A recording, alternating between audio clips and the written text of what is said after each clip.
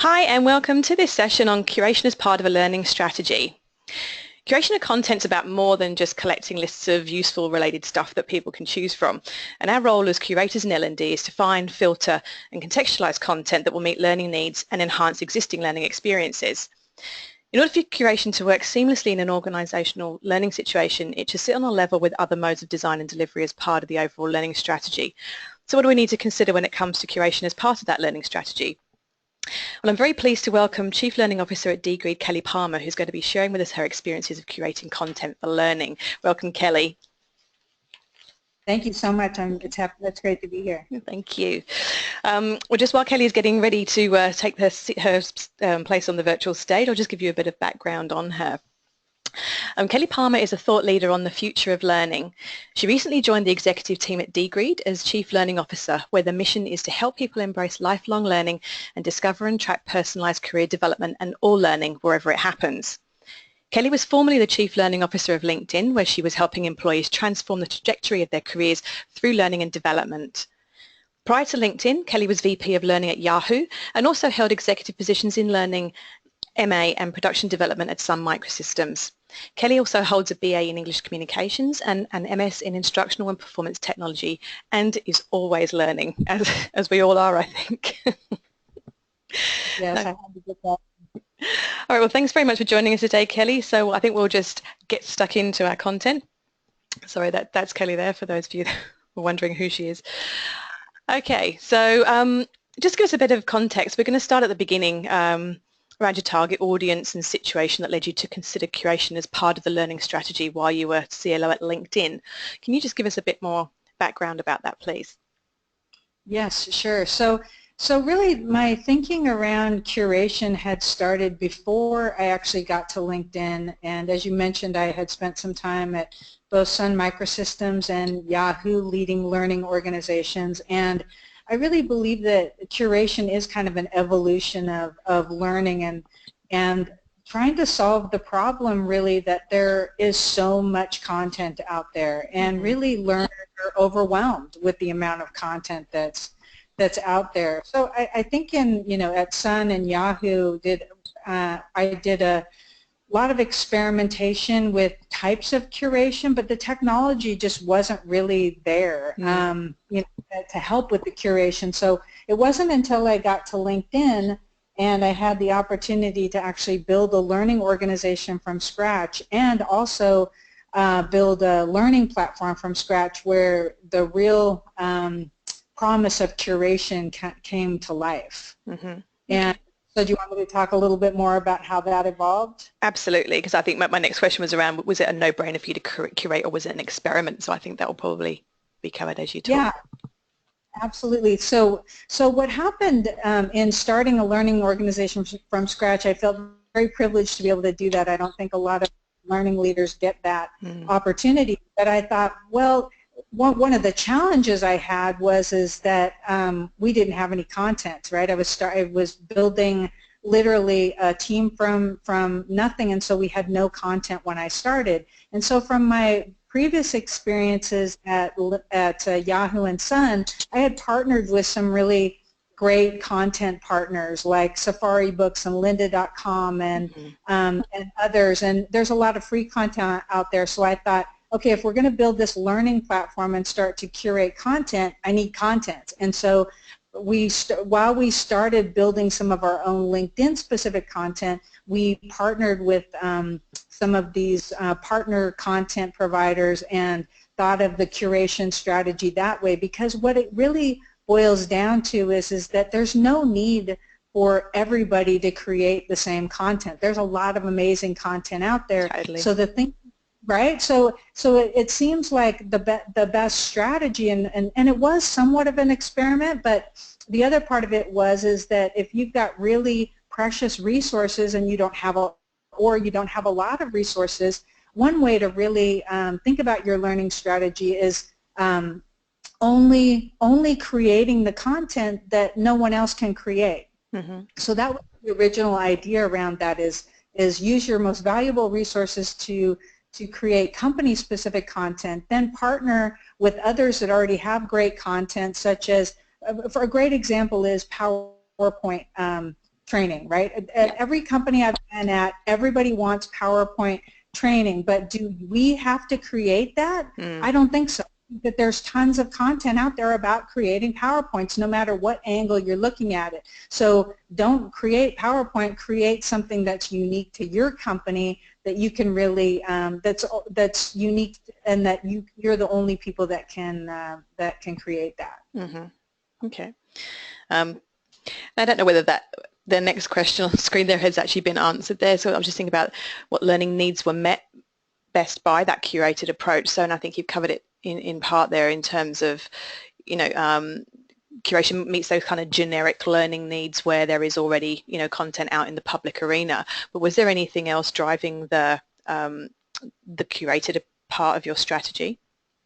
Yes, absolutely, because if you think about it, it's not just the generic part, it's all the specialized requests that learning organizations get. So for example, I'll give you this great example. Soon after I joined LinkedIn, I had a developer engineer come to me and say, I'm learning about mobile development, and guess what? All the other engineers at LinkedIn and probably at a lot of other tech companies around the world need to learn about mobile development. And what would be amazing is if I could curate a bunch of content that's already out there so I could help other developers and engineers learn how to be mobile developers. And so one of the first things I did was partner with this subject matter expert to say, let's curate content for a mobile developer. So it wasn't that it was so much completely generic, that's somewhat specialized, but I saw a great need for I don't think that we would have spent our time and our energy inside of our learning organization developing a mobile development curriculum, but we could actually meet the needs of a lot of our engineers by doing that. And so that was a great example that led us to this idea that, oh, there's really a great opportunity for curating specialized content as well. Yeah, and I think that's really key. I think everybody, in the industry understands that we're all kind of, squeezed by time and budget and resources and all those things. And I think, business is moving at a much faster pace than L&D can cope with at the moment. I think we've still got quite a bit of catching up to do in most situations, and being able to that speed to market thing, being able to identify that need and say, okay, right, well, this is a need that we have, and if we're going to get ahead here, we're going to need to look around and see what's out there and pull that in, and then tweak what we need to. Exactly. Okay. So thinking about curation as a strategy, what are the core things that we need to be thinking about when we're going to go off and start curating? Because a lot of the people that we're talking to have not done this at all. So think about some of the things maybe that you did at LinkedIn, or some of the things that you would do differently this time. What would be like a few things that you would say, these are the things that you really need to be considering when you're going to curate?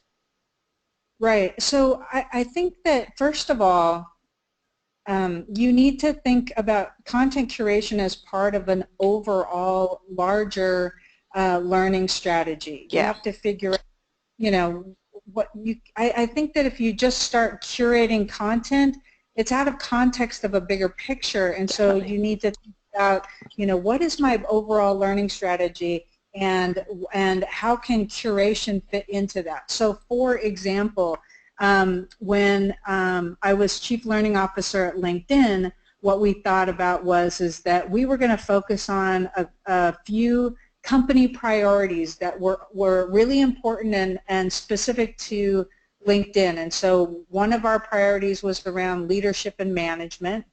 One of our priorities was around onboarding our employees, and then the third was around engineering boot camp. And so those were the three things we were going to focus on, and then we said, okay, well, let's figure out then a curation. So that was the content that we were going to use our internal resources to actually design and develop content for those areas. And as I said earlier, the reason we picked those three is those were three things that we didn't feel like any other generic or content that was readily available could fit those needs. Especially people might say, oh, that's interesting for leadership and management, but really we wanted to specifically build a leadership and management experience around our own culture and values, and so you weren't going to be able to find that elsewhere. Now we could supplement that that learning experience with curated content, which is actually I think is a great part of your learning strategy, is to always supplement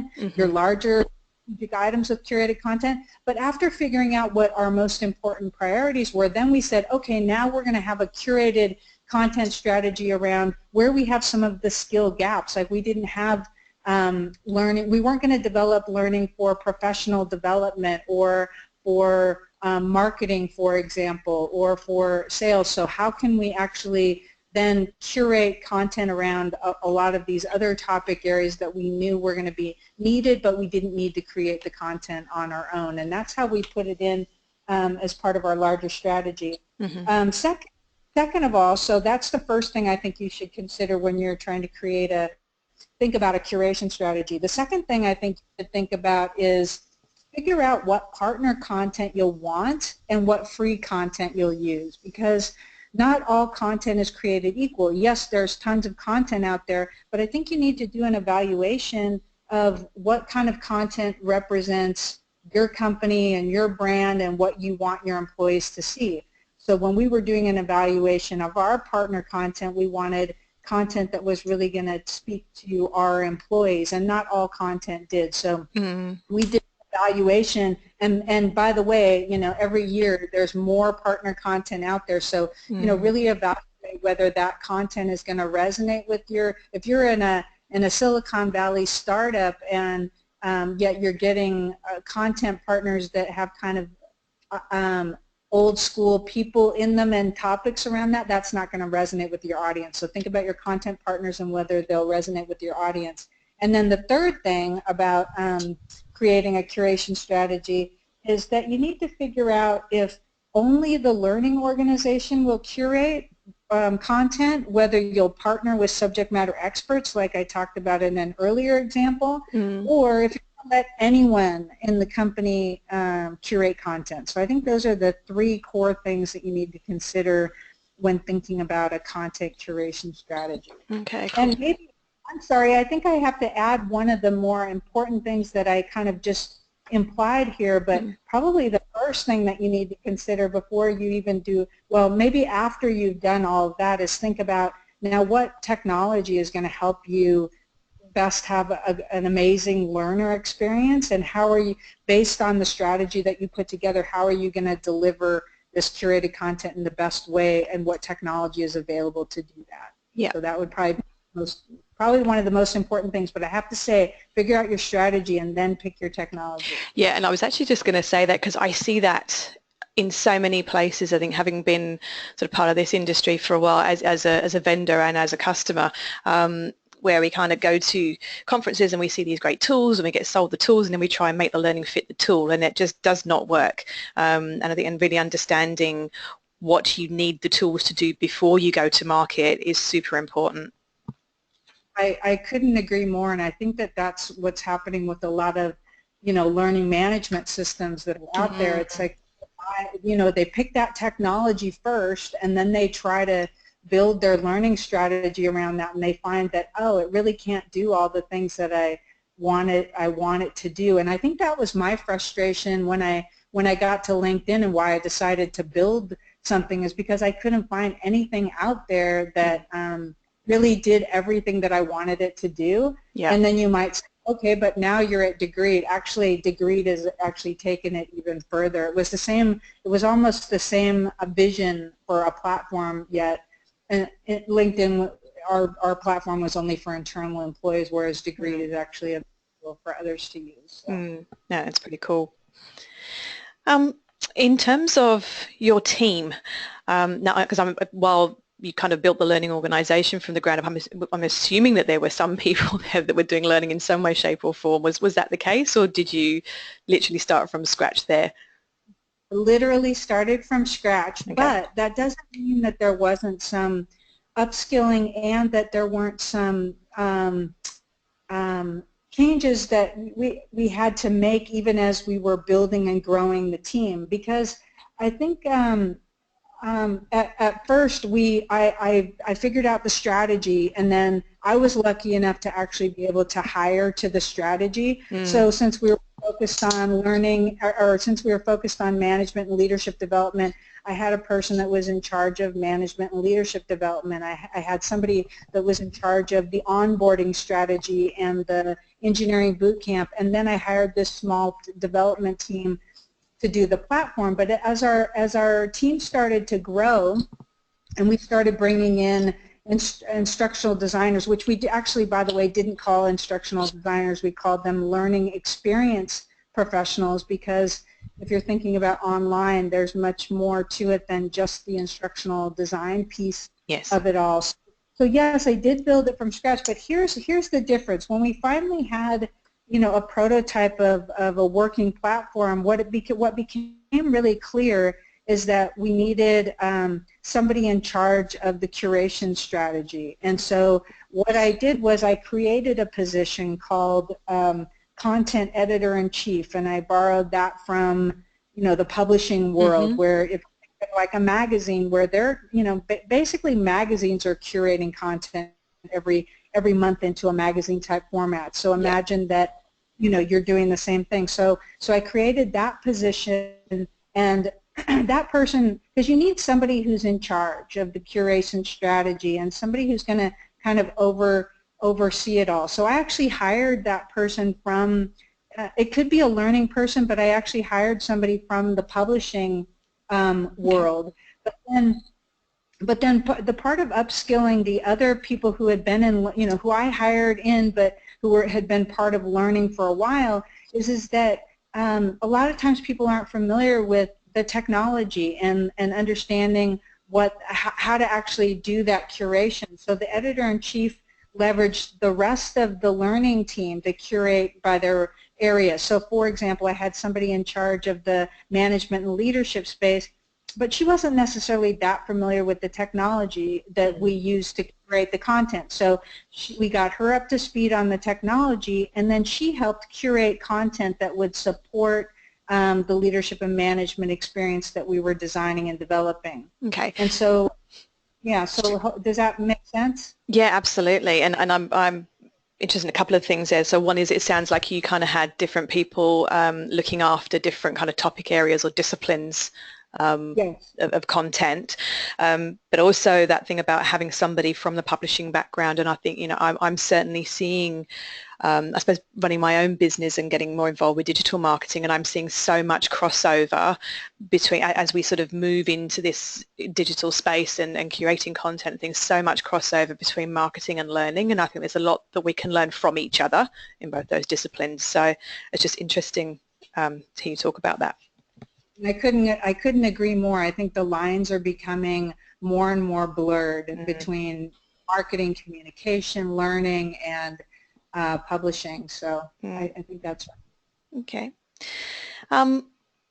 So sorry, before we move on, the other thing that I wanted to mention is that to really, you know, if you're a learning leader out there and you're thinking about, okay, how do I upskill my team and how do I create kind of the learning organization of the future, I think one of the things that I thought about was the fact that you can really leverage so many people. It doesn't have to be just the learning organization, and that's why I made that comment earlier about you have to decide how you're going to drive this strategy. So in addition to the people in the L&D team curating content, we didn't just limit it to that. We actually helped our L&D people reach out to a much wider cross-section of our employee base to say, if you're a subject matter expert in an area where we feel like, you know, where you feel the need to get more content curated about a subject area, partner with us, or help, you know, so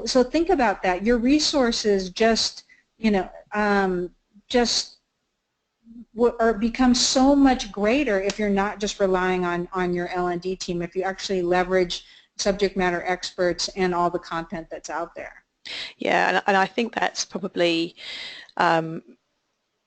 goes outside curation as well. I mean, one of my kind of particular bugbears that people always hear me banging on about in these things is that we don't ask the target audience enough. We don't ask the learners like what do they want, what do they have, what do they know, where can we find things, and we're still in many organizations that I see stuck in this place of the business says there's a learning need, so learning creates the learning, and then we stick it out to the users, and it just does not work. And we have found out when we've done kind of focus groups at the beginning of projects and things, and just got some people in and asked some very basic questions, we've found out little nuggets that have just changed the whole way we've designed a piece of learning. And I'm thinking, that's kind of where we've got very sort of specific outcomes that we're trying to achieve. When we're looking at something like curation, there is just so much out there. There's one person can't possibly keep up with all of the tools and the information sources that are out there these days. So I think the more we can leverage the people that are actually going to be consuming that content, the much better quality of the offering we're going to be producing. Absolutely. I couldn't agree more, and it's one of the things that drew me to Degreed, I have to say, because we're really taking a learner-centric approach to learning unlike anything I've really seen. And one of the advantages of doing that is that you can actually, in some ways, crowdsource content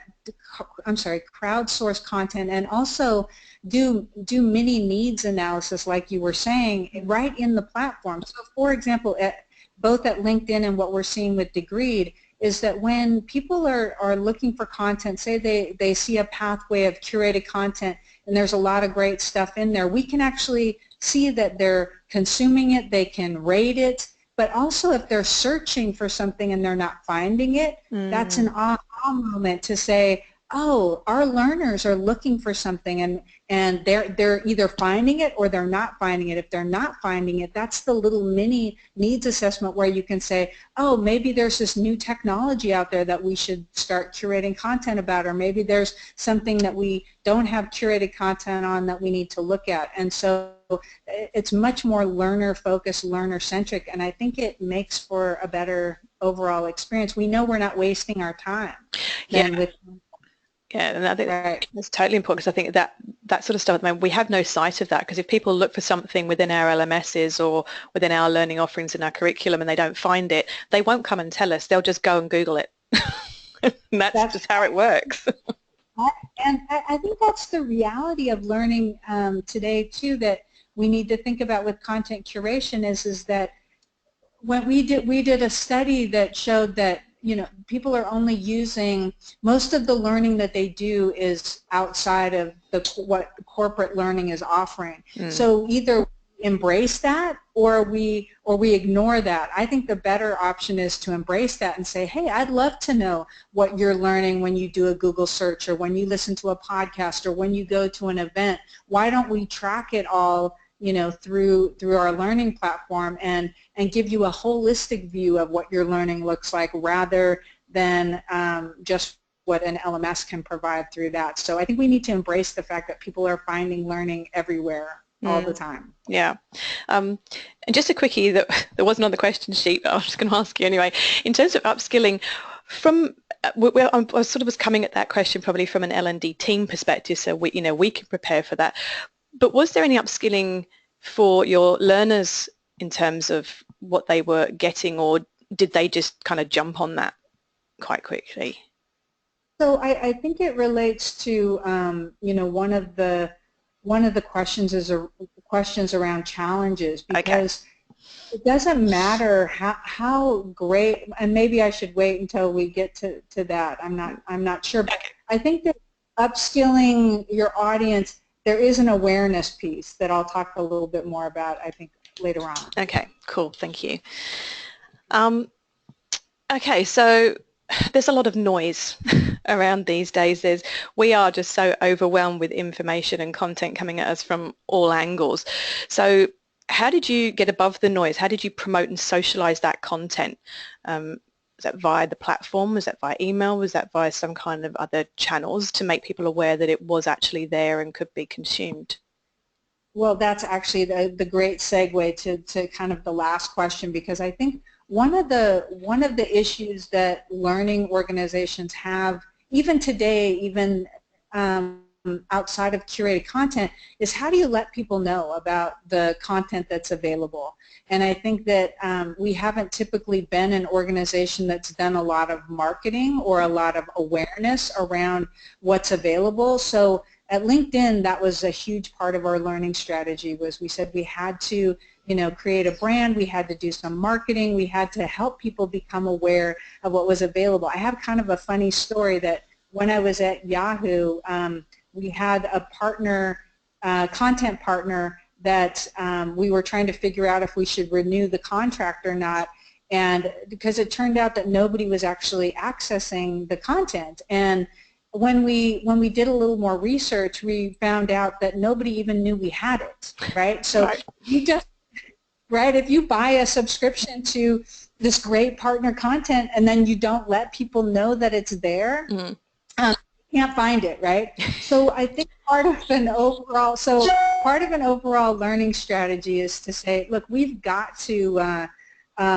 help people become aware of what's out there and how they can use it. So we had a marketing strategy, and at first, I think one of the most effective things that we did the whole time was create a newsletter that would not just be a catalog of courses or e-learnings or curated content, but it was more about I think more fun and engaging and saying, hey, this is what's new this month, you should check it out. And the link would take them to the learning platform that would then, introduce them to all kinds of content. And then the other part was just going to the platform. And one of the things I learned along the way was when I first built Learn-In, the learning platform at LinkedIn, we just said, okay, here's a platform where you can go to find all the learning that you need. But I think that learning needs to be in the context of what you want to do, because a lot of people would go to the platform and say, oh, that looks really cool, but I don't really know what I want to learn or where to start. And so I one of the things that's cool about what we're doing at Degreed is we actually ask people before they start, using a few simple questions about what they're interested in and what their career goals are, so we can actually personalize the content to what they're interested in. And then over time, they keep getting content suggestions that are based on things they're interested in. And then the more we learn about what they're learning about, then more content is served up to them based on that. So I think that was a big learning part. Okay, cool. How did you package up your curated content? So, and how was it delivered to the learner? So was it mostly embedded as like learning assets within larger learning experiences, or was it kind of fed as just little bits of micro learning or scheduled posts or something else? Right. Great question. And we did it in a couple of different ways. So we had some learning experiences that we created where we embedded curated content into the overall experience. So I think I mentioned earlier we did some management development where we had learning experiences where they would do some things in person, but then they would come back to the learning platform to get online curated content. And so I think what's really important is that you need to have content organized either by subject matter or by job type or role or something, so it's easy for people to find what you're trying to talk about. So in some cases we had it based on a larger experience. In other cases people could go, and this is true with Degreed too, you could go onto the platform and search by topic area or by role and get curated content that way. But one of the other ways we used it was also through the onboarding process. And I think that was kind of a surprise for me that, that people would be so engaged in onboarding. So think of new employees and the first day they start a company and they get curated content that helps them get productive with their job right away. I mean, I think that's really, really important. And it was one way that we packaged that became one of the most popular. Okay, that's really interesting, because that's something that's always a big struggle. I constantly see people looking to revamp and put more into their onboarding program. So that might be something to look at. Stop sweating it and go find something that somebody else has already done. Right. So I know a lot of people on this session are going to be a bit overwhelmed at the thought of starting to curate content from just the abundance of information that's out there. Now you had quite a specific kind of demographic for your target audience, but bearing them in mind, can you give us any tips on what content types were most popular or worked best for that audience? So I think what we found is that there weren't, I think when you think about a company structure and all the different functions within it, there wasn't one type of content that outweighed others. So for example, we had marketing content, and we had leadership and management content, and we had professional development content. I think all of those content types work really well, and that what we found is that it actually, the trends changed from week to week, month to month about what was most popular and what worked best. And so I think one of the really important key points about content curation, and back to this whole idea of whether you're experimenting or not, is see what works, and don't feel like it's cast in stone. If you find something's out there and it's not very popular, if you're using the right technology to track and measure your content, you'll be able to see on a regular basis,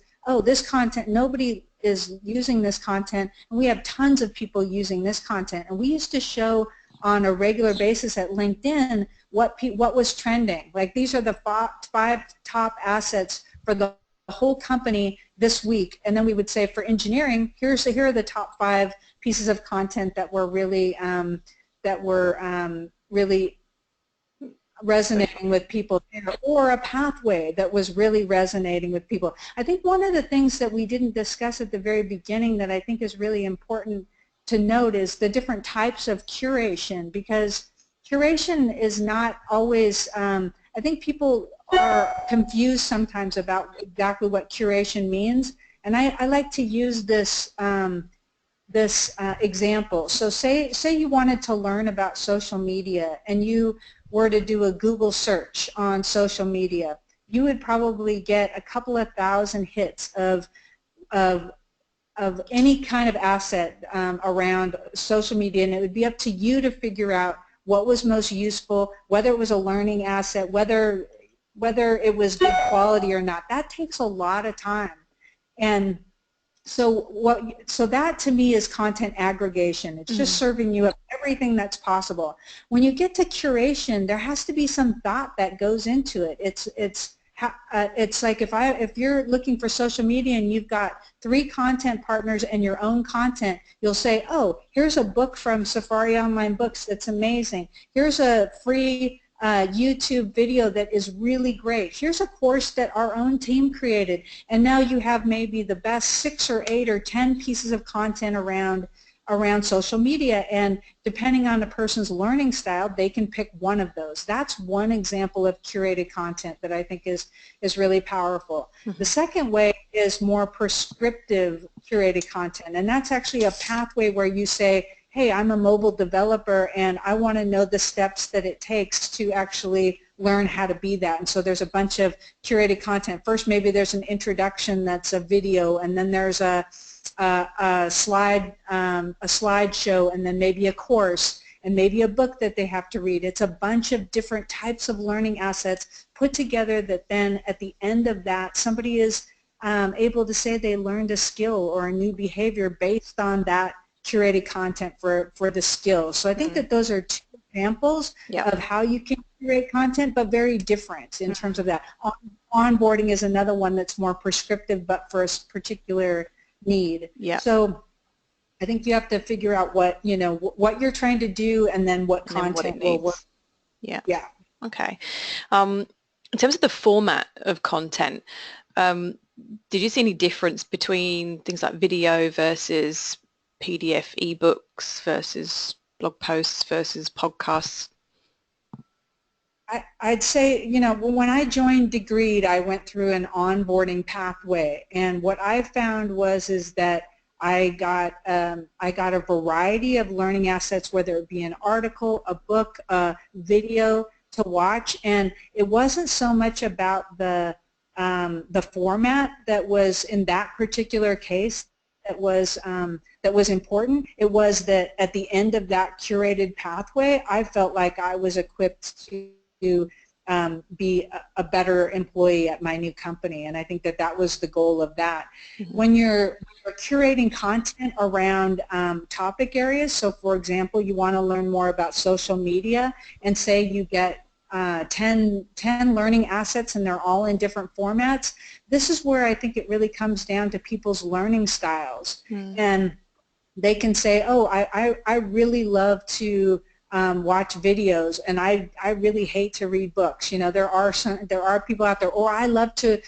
listen to books, or I love to listen to podcasts, or I'd rather go to a conference or an event in order to do that. I mean, all these things are ways that you can curate learning assets, and I think maybe somebody likes more than one content type. They might click on a few, but that's where learning styles really come in, and the learner gets to choose what they like, not the L&D person. Yeah, it's interesting actually, because that whole topic of learning styles has been very heavily debated over a number of years, and I believe there's some research that came out a little while ago to suggest that learning styles don't actually exist. I personally disagree with that, because I'm very much an auditory learner. I've always got something in my ears because I can do something else while I'm listening, but I just find that a better way for me to consume that content. Reading, it just takes me a lot longer, and I don't feel like I'm getting anywhere with it. So I definitely have a preference in the way that I learn and what I consume. And I think it's right to, we need to be sort of providing a good variety of assets, I think, to also help with engagement. Right, and I can tell you that over the 4 years that I spent at LinkedIn, we had a partnership with Safari Online Books, and the population that most resonated with those types of learning assets were our engineers. And it kind of makes sense, if you become an engineer, they like a lot of them. Now, this is not a blanket statement, but we showed month after month that our engineering team was accessing those Safari books on a regular basis. So I think that goes to prove that that people do have different learning styles. And right. Okay, so in terms of introducing curation as part of everyday learning and making that learning organisation happen for LinkedIn, what were the main challenges, wins, fails, surprises? So those kind of highlights of that time. Right. So I thought about the challenges part, and I think that we touched on it a little earlier, and it's part of the whole marketing piece of letting people know what's available. But I also think realizing that if something doesn't work, it's okay. We had an iterative style about what we wanted to do, and we would try things, and if they didn't work, we'd try something else. It doesn't hurt to try something and then decide that's not working so well, and so I'm going to try something else. Excuse me. And I think that a lot of groups are invested in making sure that whatever they put out there has to be perfect, and it doesn't. You can try and you can experiment. I don't think we have time for perfect anymore.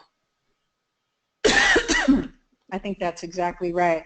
So in terms of surprises, I'm going to jump down to surprises. One of the biggest surprises for me was how many people wanted to use prescriptive curation for onboarding new employees. So we had curated content for just general onboarding for employees at LinkedIn, but then when we opened up that tool to help other people could curate content, and they could use it in any way that they wanted. We opened it up to people to a certain extent, and we found that every functional group wanted to use this curation tool for curating onboarding for their functional area. So we had finance people saying, we want to curate content for our finance org, and we had engineers doing that for not just for all of engineering, but for their specific group. And we had probably 20 or 30 different sales people who said, we want to curate content for our different sales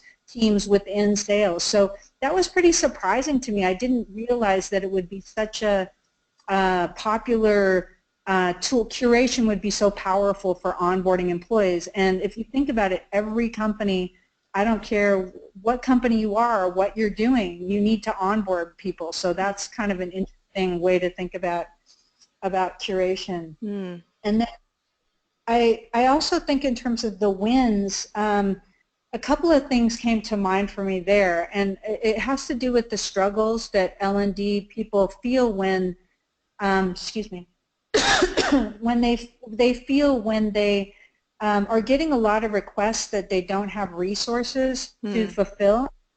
So if people come to you and say, we need a training on this, but they don't have resources, but they can point to content that's out there, I think that's a huge win for people. Yes, and so finding those good sources of quality content that you can go to for particular topics or things like that. So building up those sources, I think it's probably a good idea. Right.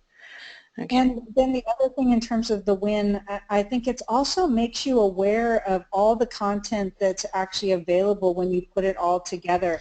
I mean, when some large companies have several LMS systems and several content partners, and if you were to connect them all with a technology that would help you see all of the content you have there, I think it becomes almost amazing to your own team that you have so much content. I was at a very large company recently that said when they brought all their content together, they were amazed because they had 17 courses that they had developed on project management all internally on their own, and they could probably leverage partner content. So it's kind of an eye-opener for what content you actually do have.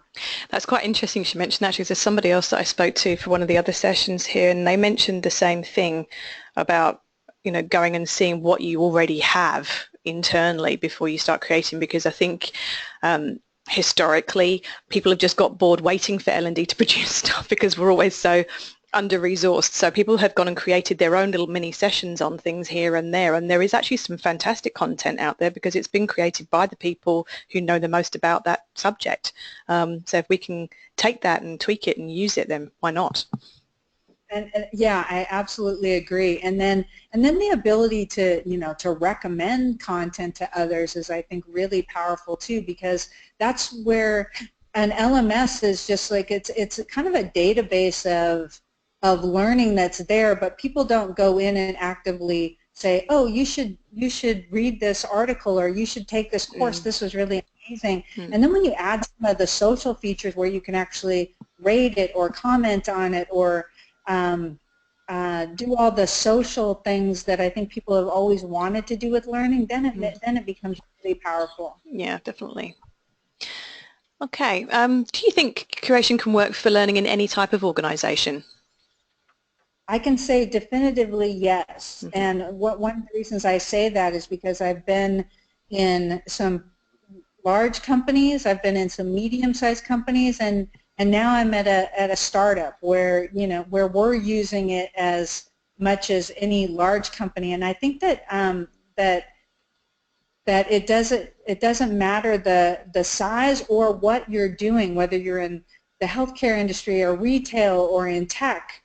It seems to go beyond any of those bounds. So yeah, I think it can work for any organization and quite effectively. And I think people should embrace it and not feel that it's threatening to a learning organization, because I think it actually adds a lot of credibility that learning organizations can actually think about the learner first, serve those needs, and then report out how happy their employees are because they're getting what they really need to develop themselves, their skills, and their careers.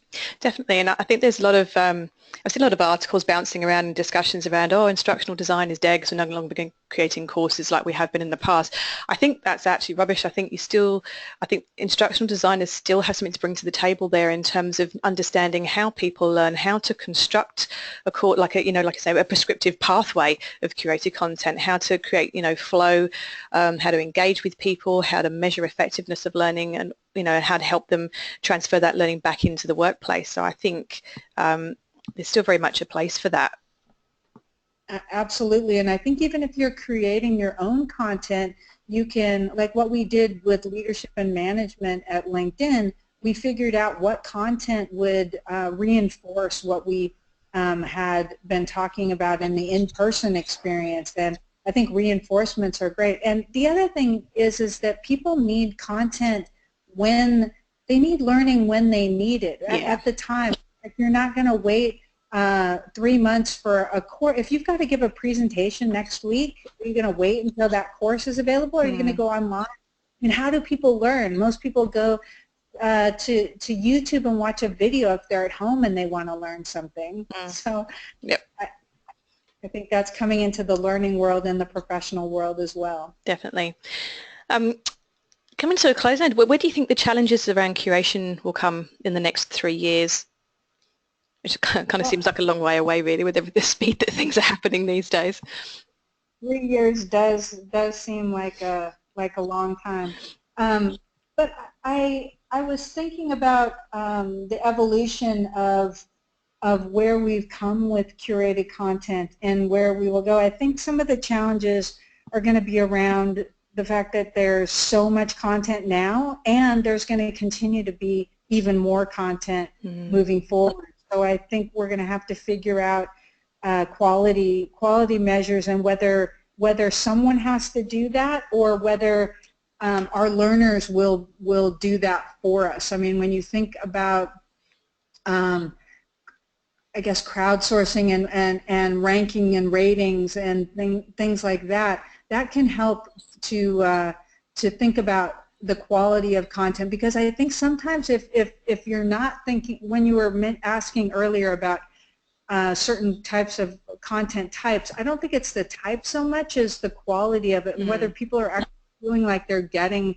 something from it. So how do we think about the quality there? And then I think the other challenge that's going to come is that people are going to want to get credit for what they're learning.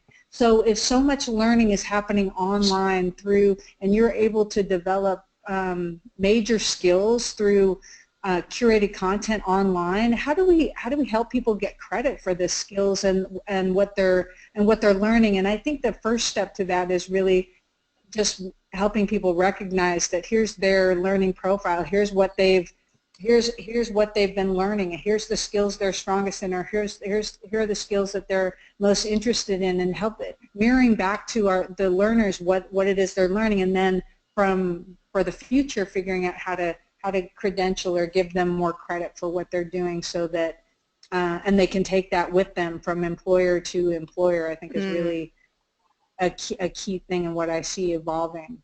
Yeah, definitely. Because it's quite interesting, isn't it? Because there's lots that if you're with an organisation for any length of time, there's a lot of skills that you'll be picking up and learning, but there's no certifications. Because lots of it could be informal or just like little internal company workshops, but there are real skills, being gained.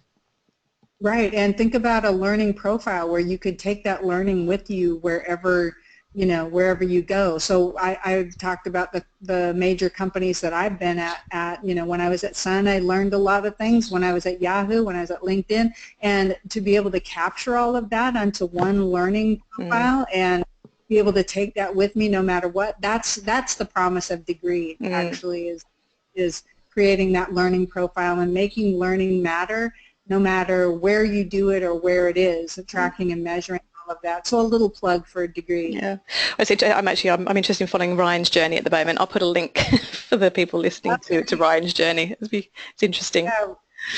Yeah, Ryan Barnes is actually a really fun video. I'd encourage people to take a look at that. Okay, so if you were writing this note to yourself, if you could do it all again, what would you do differently? And just for the people listening, this is the first time I'm hearing Kelly's answers, so I will include her nuggets of wisdom in the resources section. So what do you think? So in terms of what I would do differently, I think not be so timid to just jump in and start experimenting, because I think in most cases people will be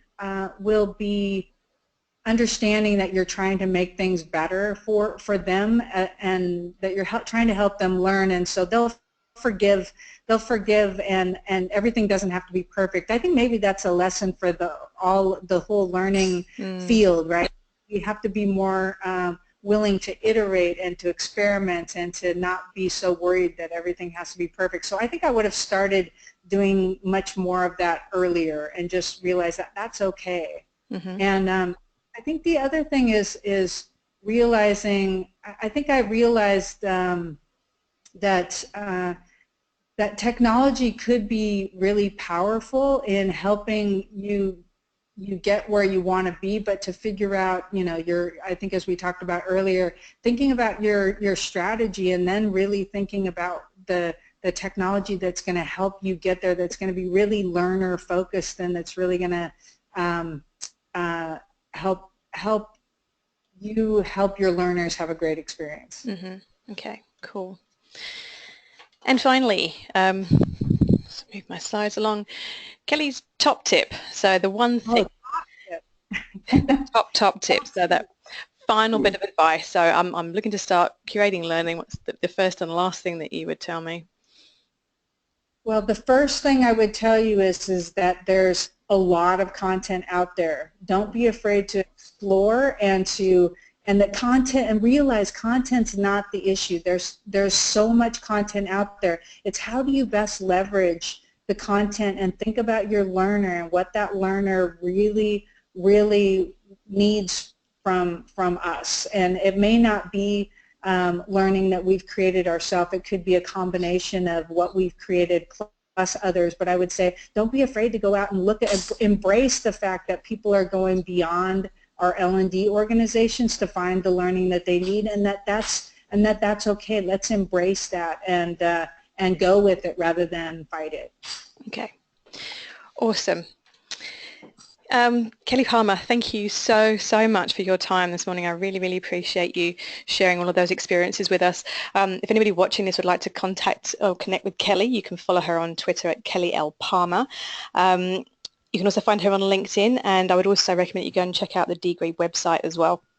But yes, thank you, Kelly. Was there anything else that you wanted to add? Thank you so much. It's just been so fun talking to you today, and I'd like to say that I'm always learning, as mentioned in my profile at the beginning. And so if you have amazing things that you're doing in your company around learning and you want to share those, I'd love to hear from you. So feel free to contact me through kelly@degree.com or LinkedIn, my profile on LinkedIn. So thank you, or Twitter. Yeah, and we'll have all Kelly's details on the session of the website. So thank you very much. I think we're done. Thank you.